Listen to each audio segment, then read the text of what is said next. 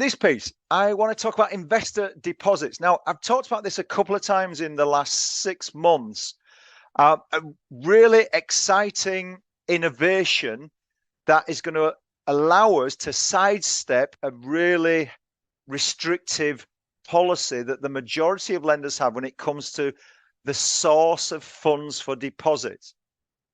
Let me just rewind a little bit for those that don't know what I'm talking about.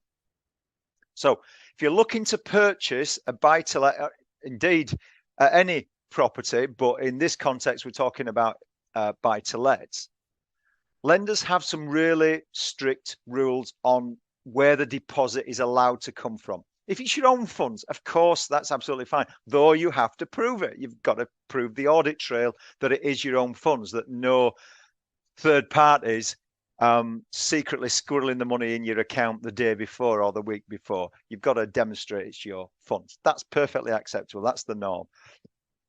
What's also acceptable is if your family feel generous enough to give you the deposit towards the purchase. Tends to be blood relatives that's acceptable, but either way, it's family tends to be okay and ticks the box from a lender point of view. Now, what happens when an investor, and a lot of our clients look to work with investors to allow them to purchase their properties at a pace that allows them to achieve their financial goals. Well, generally speaking, lenders will only allow an investor to bring the deposit into the mix if that investor becomes a party to the mortgage and the ownership of that property, or if the property has been bought in a limited company, and a shareholder within the limited company. Now, if the investor says, yeah, I'm quite relaxed about that, fine, but many investors don't want to get embroiled in that. They want to stay at arm's length. Or indeed, you don't want them to be a shareholder in that limited company, in that SPV. You want to keep them, in the background. So that's the issue. That's the nugget that we've been trying to unpick. And we've now got a strategy that we've road tested this year.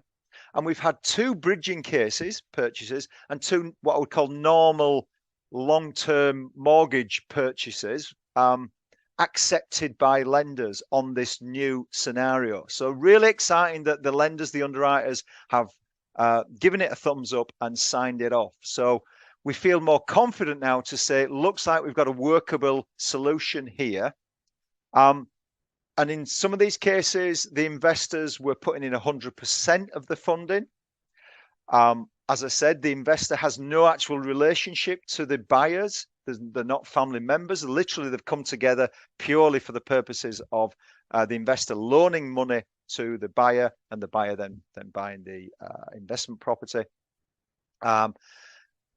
The loan can be paid to the individual who's buying it, or indeed into the limited company that's buying it. Either way, we've road tested both. So really exciting. If that's something that is part of your strategy, are you looking to work with investors to achieve your objectives that little bit quicker and want to know what all the options are? Then again, there will be a link at the end of this piece. Copy and paste it, write it down, jump on that. It'll take you through to our online diary, book some time with the team. They'll explain it in more detail. See if you're eligible for this process.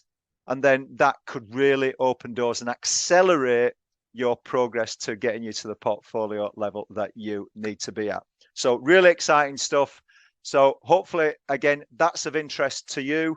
And like I say, click on the link to our diary to understand this a little bit more.